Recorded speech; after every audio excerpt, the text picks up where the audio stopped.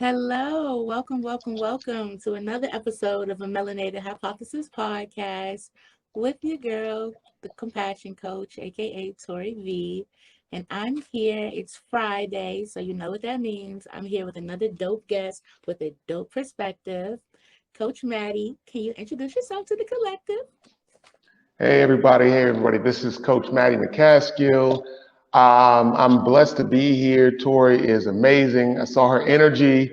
We're part of the morning meetup as well, and I think that that's how we connected. But again, this her energy is amazing, and I was like, I have to definitely hop in the building. I'm a music producer, musician.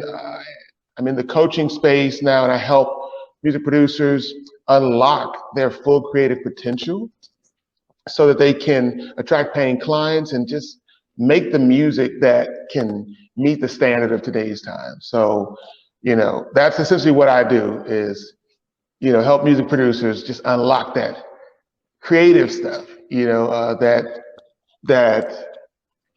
that they need to do. I've got about 20, a little bit over 20 years in the independent music space. My music has been featured on film, featured in radio, and had I had a chart topping album that I produced and wrote on, and also worked with another artist who the single that we produced on her album, it also went to the number one spot in this in the UK Soul chart. So I just want to be able to take the information I've learned over 20 years, painstaking sometimes, and condense it so that we can give some music producers like the freedom and the independence that they're looking to have, hopefully. Mm, no, that is awesome. Um, it's really dope because I think that as a creative, I think you always kind of have a beat in your head, even if you don't Hmm. produce music. Like, even if you're not into the music space, you always kind of have this beat, this rhythm, this something that you beat to. Yeah. And so basically, what you're doing is helping people pull that out of them and monetize and make their best life, I guess, off of Pretty their much. gift.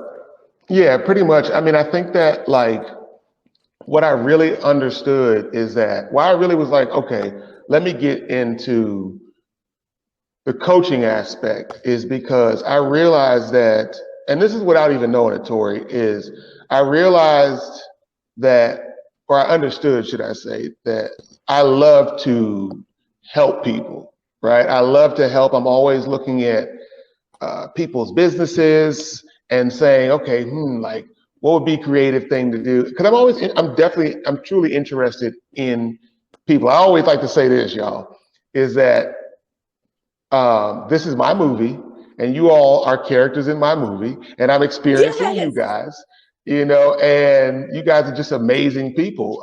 And sometimes the characters in my movie, I'm like, well, okay, you're not going to be here for uh, too much time on the screen, you know what I'm saying? But that was great that you were here, and there's possibly something to learn from that. So it's higher than just the coaching aspect. Um, I had COVID. I'll start with that because I had COVID, right? In 2000, or at least some symptoms of COVID in 2000. And I think it was like the beginning of 2021, like January. It's like January. And so I just had time on my hands to, like, I was locked away in a room away from my family. So I had time on my hands to just reflect. I was also kind of sick and stuff like that. And at that specific time, I was saying, what is my actual vision? What's my actual purpose in life? It was just another like time to soul search and say, what's my actual vision and purpose? So I like binge watched on this. He's a pastor, or he was a pastor and kind of like motivational speaker, Dr. Miles Monroe. And, you know, he was just talking about vision for a man. I believe in the scriptures and things like that. I'm essentially a Messianic Hebrew Israelite, and so, but so I just needed something, I needed something to that would speak to me from something at least around my culture, right? So he talked about that. And so I was just like, yo, what is my actual purpose? What was I actually put here to do? And it's usually the thing that you can do whether you're getting paid or not. And it is sitting with people, working to help people, listening to what's going on with them, and saying, all right, boom, let's develop this kind of strategy, right? I think David Shands from the Morning Meetup, the host of the Morning Meetup, said that get into the rooms where your big problem is somebody else's small problem. And that was so powerful because I'm like, yo, when I hear people talking, I'm like, oh, that's easy. Just do blah, blah, blah, blah, blah, so on and so forth, right? And I was like, that's what I want to do. Ultimately, I feel like I'm going to go into the business coaching space, but I wanted to start out with something that's extremely familiar to me that I have had success in at this moment, and that's the music producer place. Because music production growing up, there was always some and people will talk about this, there was always some creepy dude, who, when you try to go to the studio, there was always some type of creepy dude, who just wanted you to sit and kind of go through rites of passage. And I'm like, yo, we don't necessarily have the time to go through rites of passage. And can I pay you for the information? And it was like, nah, you just got to sit here and go get me some coffee and, and go do all this type of stuff. And I'm like, yo, I'm just trying to get to a place where I can have the freedom to create, have the independence to essentially take life and do what I want to do with it. And so I said, you know what? I want to give that to music producers who are in their first, second, third, fourth, even fifth year of music production. Because during the pandemic, it let us all know that we might have to do something else besides going to our jobs, right? Because our jobs can shut down. At the time, I was doing part-time work at a co-op grocery store. And that's honestly how I kind of got COVID. I was doing part-time work at a co-op grocery store. But just after I got COVID, I realized I was like, yo, I'm exposing myself, to too many people at one time, and I need to switch up, and what is perfect for people that I can serve, right? And it's like, look, if things shut down again, people will still be creating stuff. We're at a day and time where all of the music and studio equipment is not 30 years ago. You can have all the equipment inside of your household. I mean, you're podcasting right now. We've got all this amazing stuff that we can do inside of our houses. Let me present an offer to music producers growing that want to help, want to be able to make money for themselves in the comfort of their own home. And so that's why I got into music production coaching. No, that's really good. And then just kind of sitting down, we were talking about, I just want to unpack that a little bit. You were talking about being in COVID in the midst of the pandemic and needing to stop and be like, okay, what is my purpose? Yeah. That, just taking that breather, I think that awareness was important and to get you on that path, to get you here where you are now. Can you kind of go into that? What were you feeling in that moment? Definitely. So look, all right. So I've been a part of a coaching program called the Six Figure Accelerator, Donnie Wiggins' Six Figure Accelerator coaching program for entrepreneurship. And I'm a big fan. I got to say this right now. I am a big fan of paid mentorship, paid coaching. And here's why, because this is my little blurb. Here's why. I've been a part of free groups and I've been a part of paying groups. And the people that I connected with in the paying groups, we started our own like little group. And because we all met like where there was money transferred, there was a different level of like energy where even though we were in a group together where we weren't, you know, a mastermind where we weren't paying for it, it was a different level of energy because we'd met in somewhere where we were saying, look, like we're absolutely serious, you know, like that happens in colleges and things like that. You pay for the college, but then the network that you build with everybody else, you know, that's that powerful vibe, you know, where I didn't find that in a lot of the free groups. A lot of free groups, it's a lot of people pretending to be like experts in fields and a lot of spamming kind of going on. Anyways, digress from that point. So I learned about the fact that I took one test, I took like 3 personality tests, right? And one was the DISC assessment that I'm sure you're familiar with, Tori. Another one was, I think, 16 personalities, excuse me. And another one was the Enneagram test.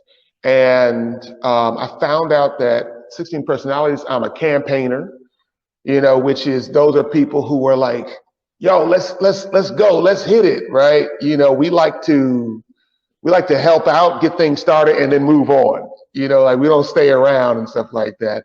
And then I'm also a helper.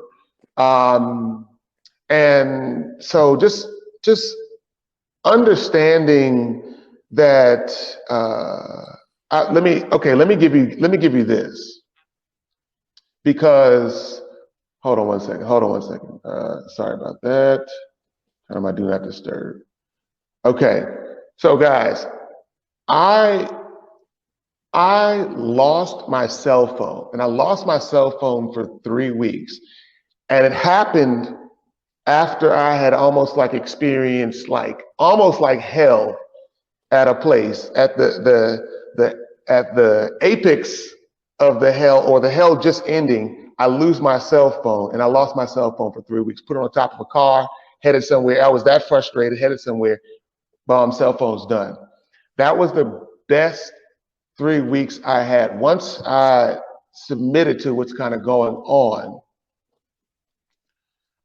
you know, a couple of days passed, I was not connected to social media. And it was the clearest time that I ever had, because I'm always, you know, we're getting up, we're always just boom, you know, who's checking, who's hitting me up, what's going on in the news, how can I be of service to somebody else, so on and so forth. But I lost my cell phone. I highly recommend, if you want to find yourself and you need clarity on what's going on, lose your cell phone. Not actually, but literally just turn it off, right? Because here's the thing, is that any emergency that happens in between that time, the atmosphere, I say the Most High, the universe, whatever you happen to call it, it's going to work itself out anyways. You were not meant to answer that call. And anytime your phone is on, like most likely you were meant to answer the call, right? Okay. So that happened in, so just bringing it back was, I lost my cell phone for about 3 weeks. You know, it took me 3 weeks for the cell phone to come, that I ordered again. But the thing was is that, like, I cell phone had like a little small scratch on it. That's why it took me 3.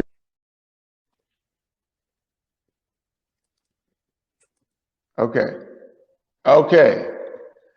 That's why it took me 3 weeks, is because I had to send the cell phone back. But here was the thing, is that I really felt like my patience was kind of being tested. And it was like, you know, if you start kind of cursing, like if you lose this test, if you lose this test, it's just going to be continuously like downhill in a bad way from there, right? And so I was like, look, like, I'm not going to curse this thing. I'm just going to relax and regroup. And it was the best time. And then fast forwarding a few months, then I caught COVID. And that time that I had by myself was super, super important, right? Dr. Miles Monroe said,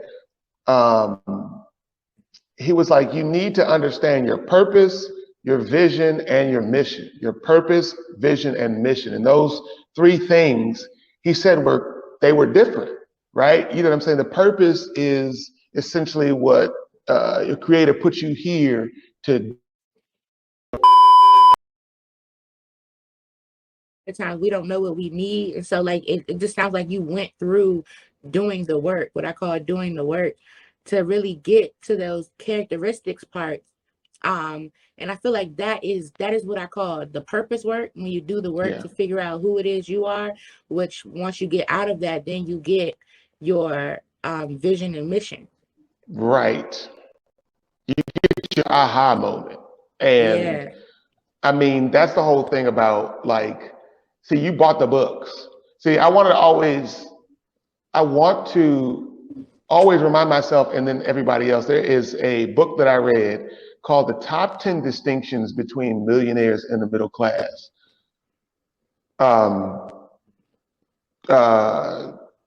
One of the distinctions, I think, is distinction number 6. The book is by Keith Cameron.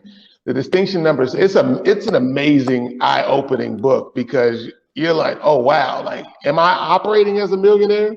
You know, or am I operating as a middle-class person and hoping, right? You know, just how I think, how I move, how I operate.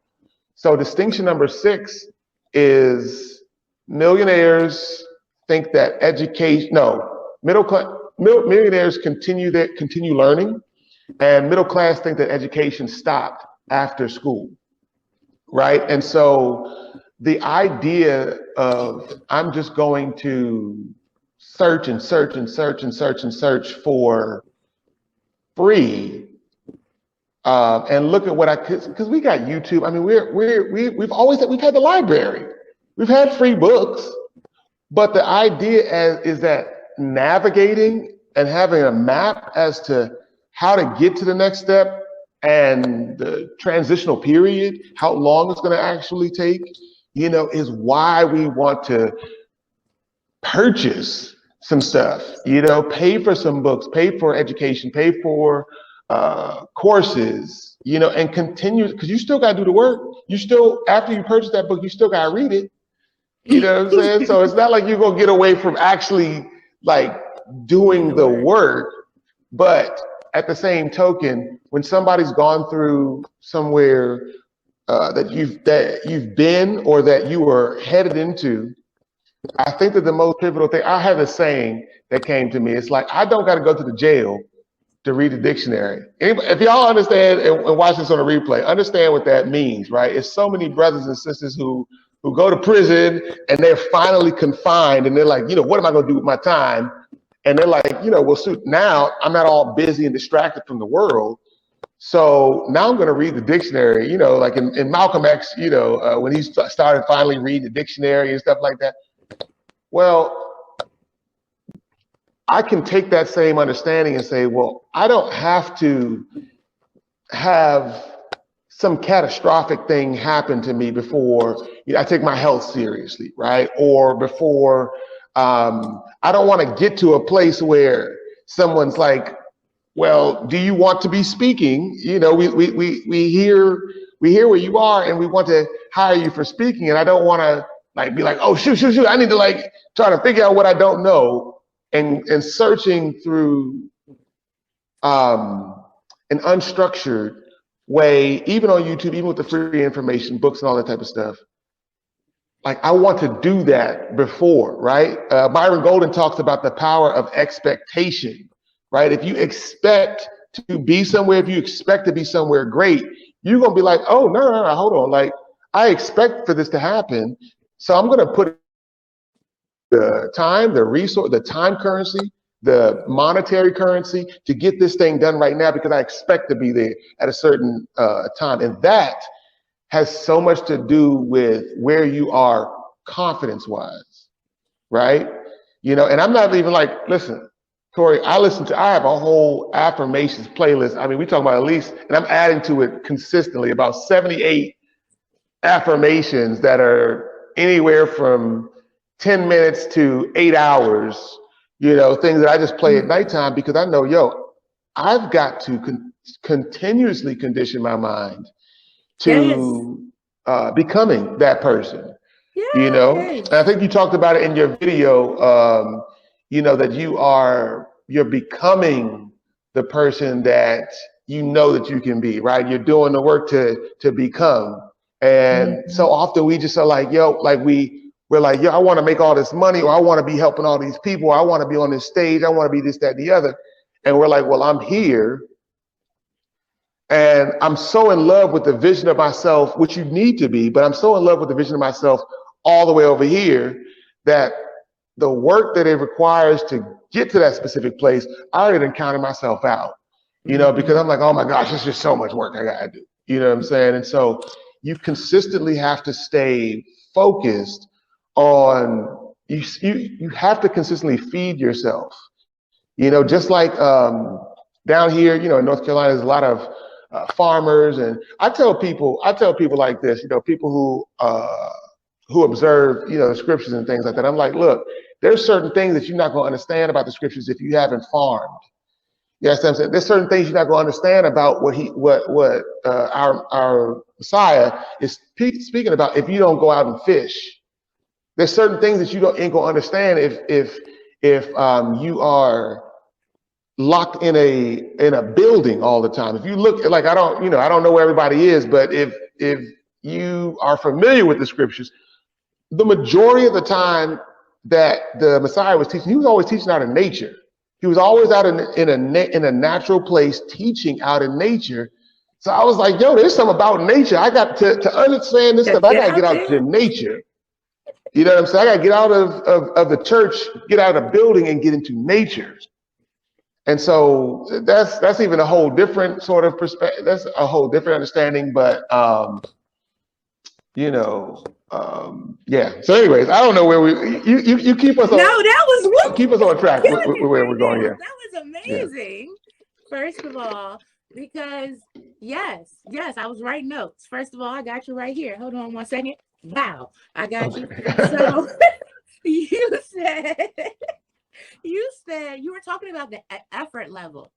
And that is the big thing. You didn't use that word, but basically when I'm talking about becoming, I remember sitting with my friends, and it was like a Friday movie, like a scene out of Friday. We was just sitting on the porch, like, man, wait till if I could just, like, you can. Right. Like, we definitely can. And so it's just the effort level. What effort level do you want to put in? That is what becoming is. That's what I created Legacy Leap, because I'm like, all right, I saw the problem in me. And so I got to a place where I'm not doing that anymore. I'm not just hoping and wishing that, somebody's just going to make me CEO one day. And it's just the company going to be set up, and they're going to be like, hey, you right there. No, you in the back. I want you. Like, no, it don't work like that. It don't work like that. I got to fall. I got to go broke. I got to get money, go broke again. All the things that I have to do. Something randomly got to come on my credit. Everything got to go wrong. Okay. But then I got to keep stepping every single day. It's the effort. How much effort do I want to put into this thing? I'm losing weight. And I'm excited about that. I saw those are the transformation. I just got to shout you out on that, Joe. Like, the transformation has been amazing. So shout out on that. Go ahead, though. Thank you. It's amazing to me. First, I didn't notice it because I wasn't trying to lose weight. I'm trying to heal. Like, I'm trying to fix myself. Like, I'm trying to figure out, I want my best life, like the best, greatest life I can have.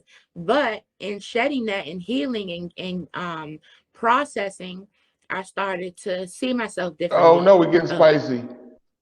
Oh no, okay. We got spicy real quick. You were saying I was not trying to lose weight, I was trying to heal. Yes.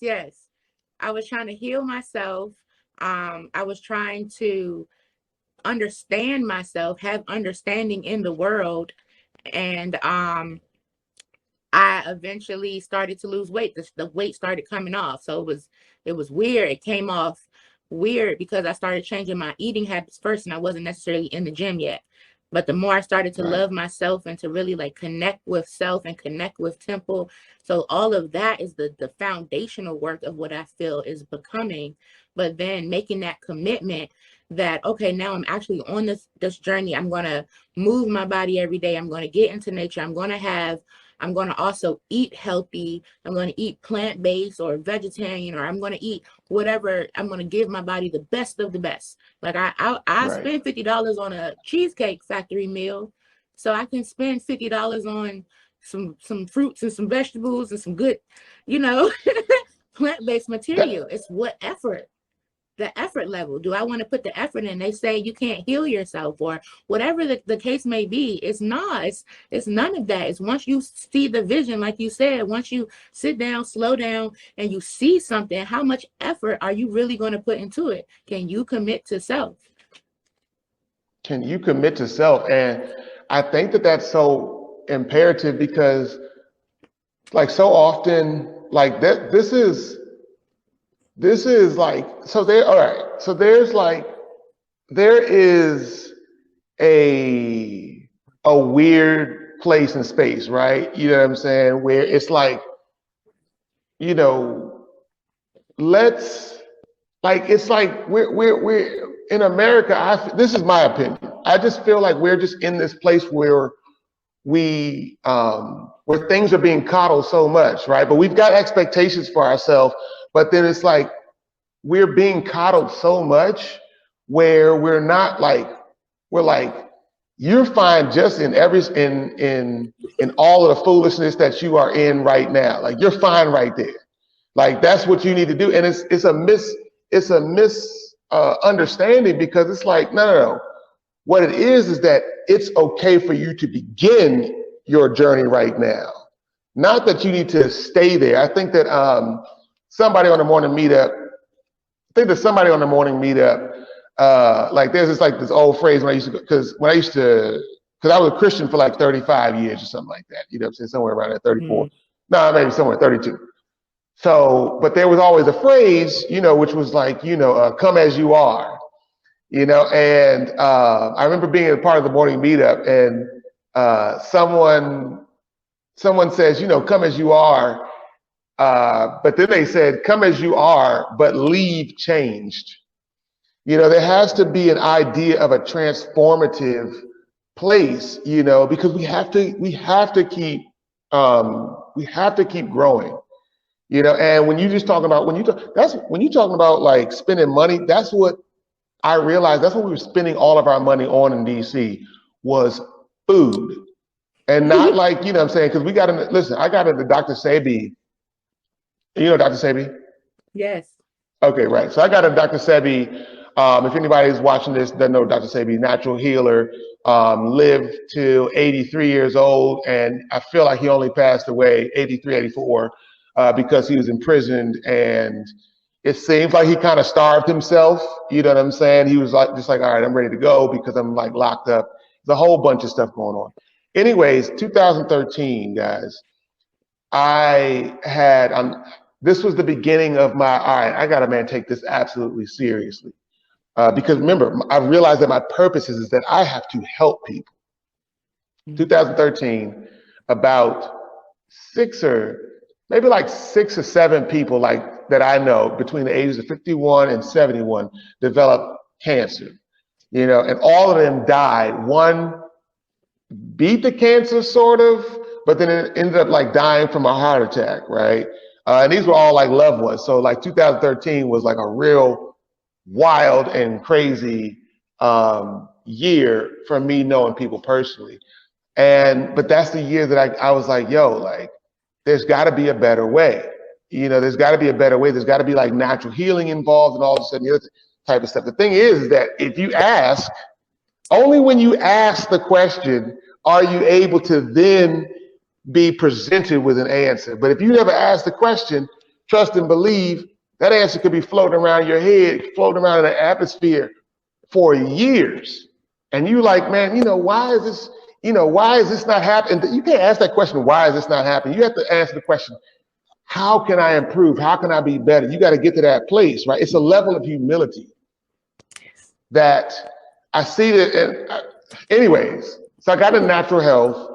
I got into like natural healing and natural food because I was like, yo, I want to help people. I at least want people to have the option to do something that's natural, to not go to these hospitals, because 200 years ago, the majority of people, we did not have hospitals. No, 200, 300 years ago, let's say 300 years ago, we did not have hospitals. So people's mammies and pappies had to figure out herbs. And as we travel around to different like nations and things like that, we see different countries, specifically like where there's Afro-Latinos, you know, Afro folks in the Caribbean, descendants of African diaspora. We see that people, because they ain't have a bunch of money, everybody's on a bush medicine, everybody's planting, everybody got a garden, everybody has, if you are eating meat, you know what I'm saying? The thing is that there weren't refrigerators, right? So you couldn't eat meat in the way that we're having meat presented to us in McDonald's and Burger King and Chick-fil-A and all these types of things like that. So there was not this ample resource of meat and ways to hold it. And the meat was clean. The meat's eating essentially what you're eating. You eating vegetables, you tossing that out to your chickens, to your goats, they eating the same vegetables that you're eating. But we don't have that right now. You know what I'm saying? Where I'm at, like there is in the town, there's a chicken plant.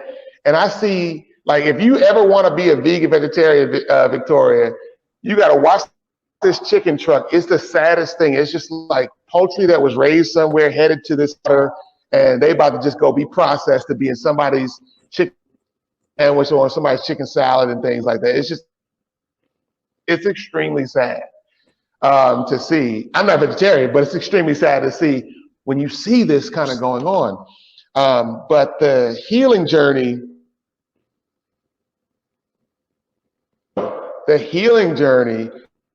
it's a gut-brain connection where that if your gut is cleaned out, then your brain can be cleaned out. And so it's like there's a scripture that says the leaves of the essentially like the plants of the leaves are for the healing of the nation.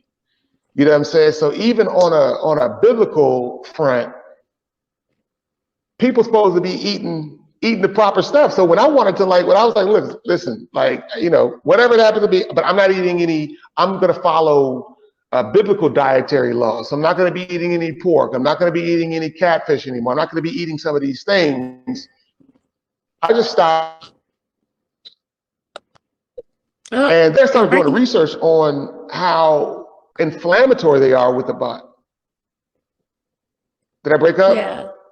Check. 1, 2, 1, 2. Okay, we're doing good. Am I good? Yeah. Okay, cool. So I just found out how inflammatory these things were with the body, doing my own research. And so as soon as I'm trying to change, y'all. The last thing you were saying when you broke up was that you were looking at the biblical dietary laws. Right, looking at the biblical dietary laws and saying, okay, I'm just gonna just like act like I'm not as intelligent as I am, and I'm just gonna just follow what the scripture says and just see what happens. So when I'm trying to do that, I'm doing that, then I'm educating myself on all these different meats. I'm educating myself on pork. You know what I'm saying? Our families, you know, descendants of slaves in America, we was raised on pork. We was raised on catfish. You know, when we got high on the hog, we could eat some shrimp. We could eat some lobster. All of these meats are unclean, right? According to the scriptures. Well, I do some homework and find out how unclean these meats are, but they do have a purpose. All of these meats, purpose is they are meant for, like, sorry to say, but they're like garbage disposal. You know what I'm saying? On earth, you know, all these different meats, they are meant to essentially cleanse like land or cleanse the ocean. You know what I'm saying? Of all different like types of things, because they're scavengers, right? So I'm like, I mean, Dr. Sabi and all them, they're not even biblical, but they're become vegan. You need to clean your gut out. You need to get rid of all that meat. And I understand why. right? But bringing it all back, your diet affects like the anxiety that people have. So this is, in my opinion, I'm not a doctor, but in my opinion, this country is like, what we're going to do is we're going to put you on an antidepressant, we're going to put you on anxiety medicine, and then we're going to put you on medicine that's going to counteract what those antidepressants do to your body. But we're not going to tell you to change any of your diet. You can eat exactly how you want to eat, right? And not putting together that you need to heal the gut to heal the mind, right? So it's a part of that becoming, like you were saying earlier, is that. So we're just gonna, but I really like this conversation because I want to know what happened next. I want to know what happened next. Purpose, vision, mission. Okay.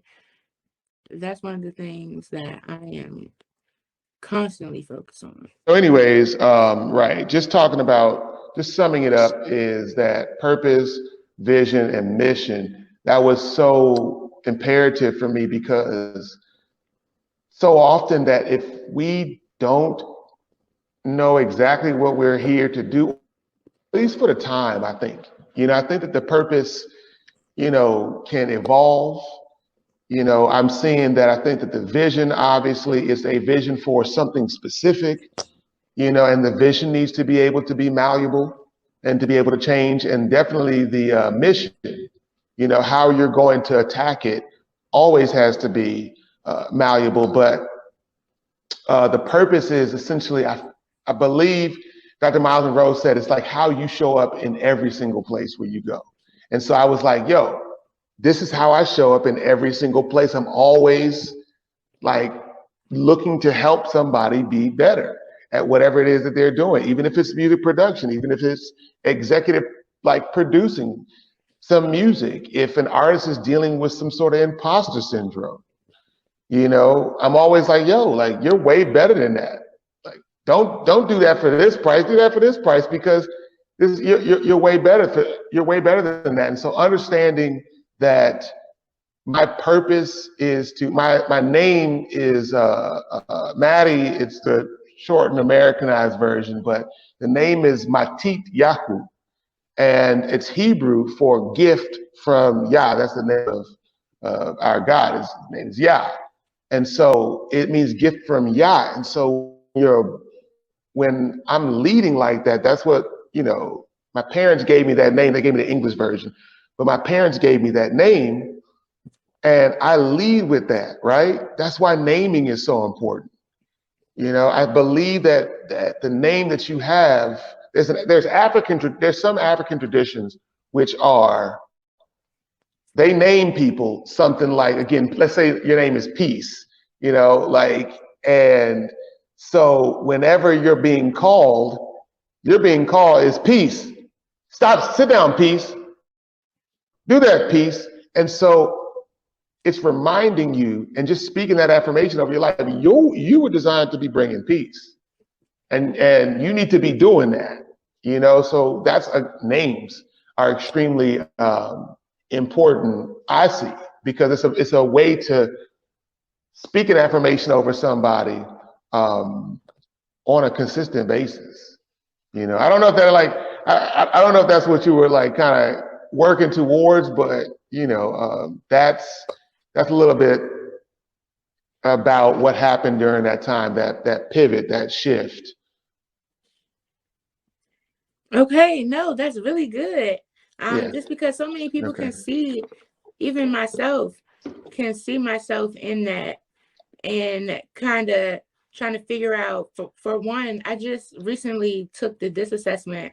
I knew a few other things about myself, but then that kind of solidified, like, oh yeah, like I do that, like that. It kind of helps you.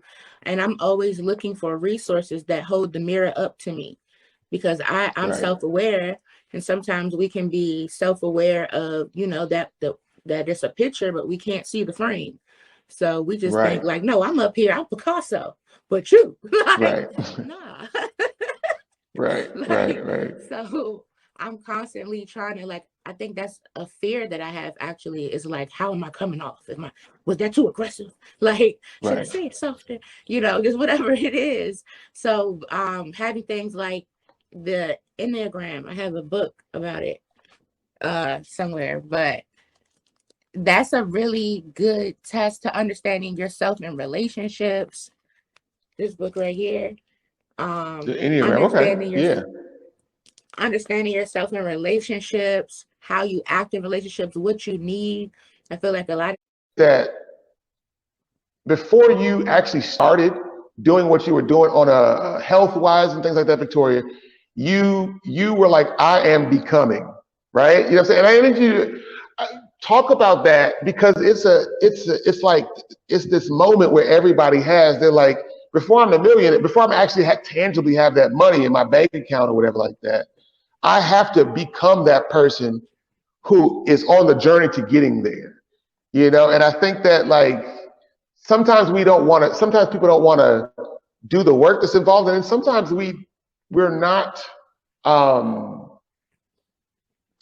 we are not mindful that we've already started that journey, and so we beat ourselves up and we're like, yo, I'm not there, like I'm not there yet, you know what I'm saying, so on and so forth. But we beat ourselves up, and it's like, yo, you are already becoming. So that's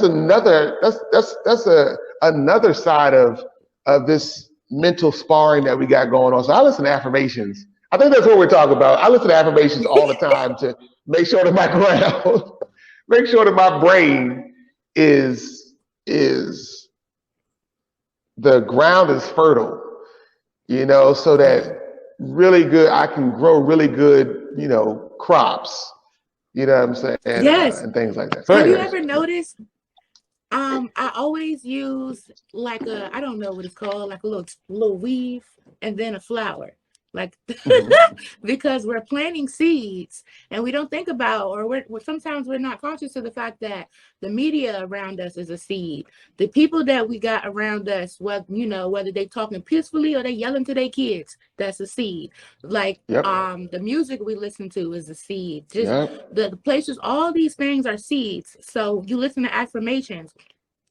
Let me see. Okay, let me go back. So I want to get to a place where I am peace. Like I say, peace and healing, because I used to live in this little house, and it wasn't little, it was in North Carolina. So the house is kind of big, but it was a little house right in Greensboro, and it was beautiful, but it was infested with rats. Okay. And I didn't know. It had a slim landlord. I got in there, I painted, I cleaned up. I was like, oh yeah, I could do this. It hit winter. Them rats came right on in. They came right on in. That's what. Listen, I got 2 cats because we had another slumlord somewhere, and yeah.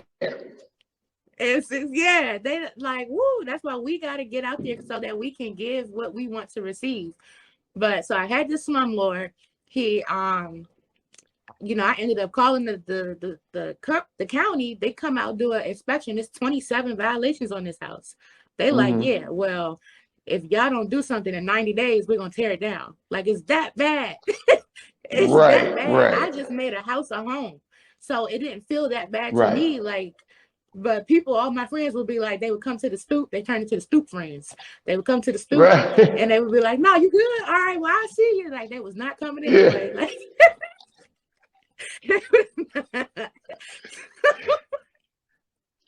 so I had to find peace. The rats went in, I moved out. I drove my Impala into the backyard, and every day, all day long, I would sit in my car. And I think that's where I get that having devotion all day, because the other side of the story is I got injured at the post office. So I'm out with a knee injury for 8 months. So I got nothing to do. It's kind of like what you said. Once they gave you workers' comp though, right? It took 6 months.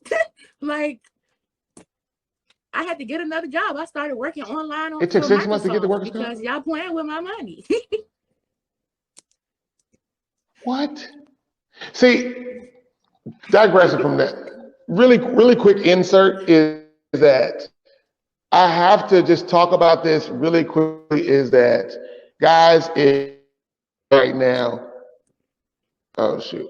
The mental work, whatever it is that needs to happen, like this country pays people for entrepreneurial shit, right? This country pays people for getting out there and doing something because again, I am not crapping on jobs. I understand that jobs are the investor, right? It's a different way of thinking about it, right? Jobs are the investor. They're the investor in your business, but we cannot rely on them because anytime you get hurt or any of that type of stuff, you might be You're out for ready to six replace. months with a knee injury, out for 8 months with a knee injury, and you don't get paid for 6 months. That's crazy. Yes. Okay. But I can't, I always, I fall short to the victim mindset too, but I do well under pressure. So under pressure, I got the slumlord. I had dogs at that time. I had 4 dogs. So it was no way I wasn't gonna keep waiting on them. I just, I don't know if I was supposed to have another job or not on workers' comp, but I went and got a job that I could do sitting at the desk. They wouldn't give me desk work. They could have easily brought me into the office and had me doing something at the desk. They didn't. So I had to make do with that. But in those times is when I started to find self. I started to meditate. I don't know what made me start meditating. It never sounded like something I wanted to do. Oh, are you frozen? What is happening? Victoria's Yes, can you hear spicy. me? I'm just going. Can you hear me now?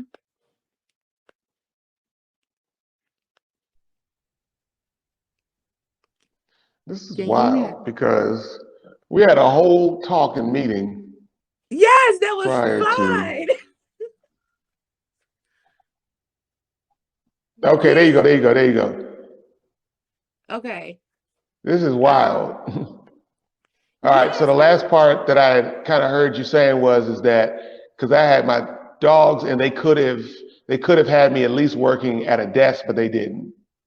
yeah, I could have did something in the post office, a desk job. I was a carrier, but like I'm versatile. Like you can put me anywhere, but instead I had to wait and wait and wait.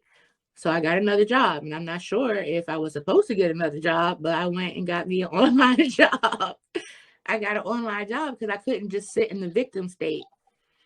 Right. I had to do something, but that in that moment of like being home all the time, I started to find myself. I started to meditate. I never was the person to hear meditate and think, oh yeah, they're talking to me. Like, no, no, they're not. But I started meditating, like just sitting in my car, and I would have a journal, and I would just kind of zone out. Like just I would quiet my mind. I would use the Calm app, and then I would go into like things like just journaling. Like I would think about one word and I would journal on it, or like I would write something like something I had to work through during that time was mother. Me and my mother were estranged. We didn't talk at all.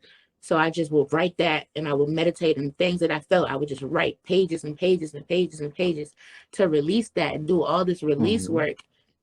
That is what kind of like you talk about the gut to mind. I had to do all this release work. So I was eating different. I I had been plant-based. I go in and out. When I go to a different environment, that was my issue, going to a different environment and then eating meat again. But being in that space in North Carolina, all of those rats, my point is all of the rats, they made me have to look at self and then realize that the peace is always in me. Like wherever I am, I can be peaceful. So it doesn't matter what's going on outside of me. I have a shield, a bubble. I try to move like I have a bubble. Like, okay, if you're doing something, all right. I don't want the bubble to be so thick though that nobody can tell me anything about myself. Like, I don't want to feel like, no, I'm good. Like I want it to be like a window or something, but Right. Did definitely you something say, I invite in. can I hear what you say? Okay. Yeah. Yes, I need to invite that in. I don't want you don't just pour on me or dump on me. But these are things that I had to learn about myself. I had to go through breaking down, feeling lonely, feeling like, okay, I just want to be great. I just got to figure out how to do something. And I went through the phase of I watched everything at that time that I wanted to watch on Netflix. There was nothing else. Like, I had emptied out Netflix, my watch list. So it was just me at this time. It was just focusing on me. And that is, I think, what started the becoming for me. And then it took years, because first the becoming was internal.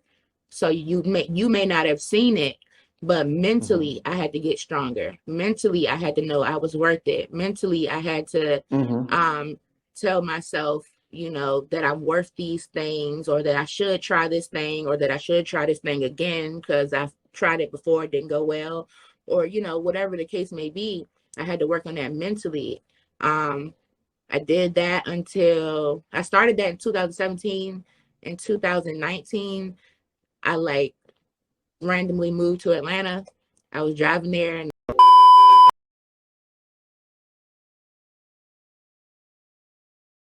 Good to go. I think you're good to go.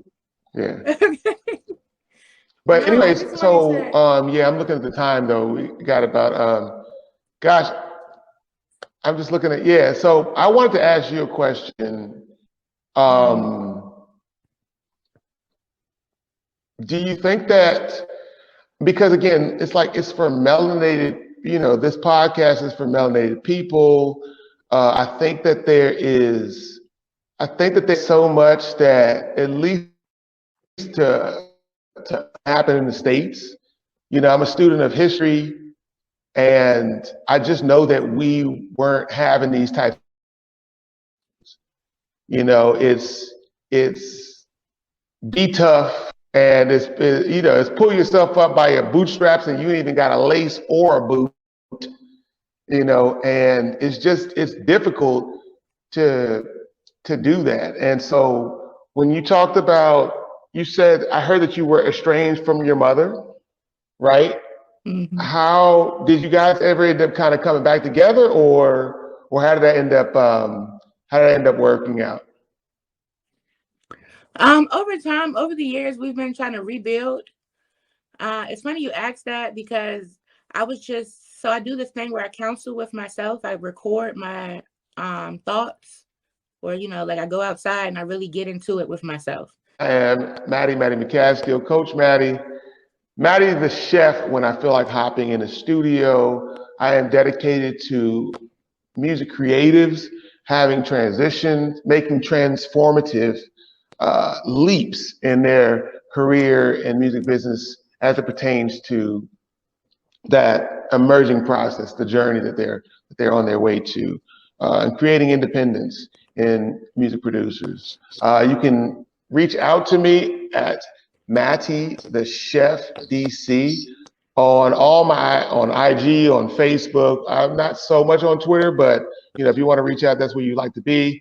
That's amazing. I have a YouTube page, which is MTC space Music TV, all one word, MTC Music TV, where I post videos. You know, if you really like YouTube a lot better, I post a little bit more long form content on there. I'm always adding stuff that I find amazing, that other people would find amazing, to playlists and all sorts of things like that. And it's just been a blessing to be here with you, Tori, today, and speaking to your audience and just having a little bit of a chat. It's definitely needed. I think that folks from the African diaspora are, you know, really having these pivotal conversations that are dealing with mental health, dealing with mental wellness, and how they can really scale up, because you know, millionaires and billionaires commit suicide all the time. So it ain't just about having money. It's about the mental fortitude. And there is a scripture that says, essentially summing it up, is that you need to be able to be content with having a little bit and content with having a lot. And that takes the mental fortitude that I believe that you are working with or helping people on this platform. So shout out to you, Tori, for that. If you guys heard me, hopefully you did. I don't know. Yes, I got all that. I got all that. Thank you so much. Thank you for coming. Make sure that you guys subscribe. As always, make sure you do some healing today. Peace and healing. We are out.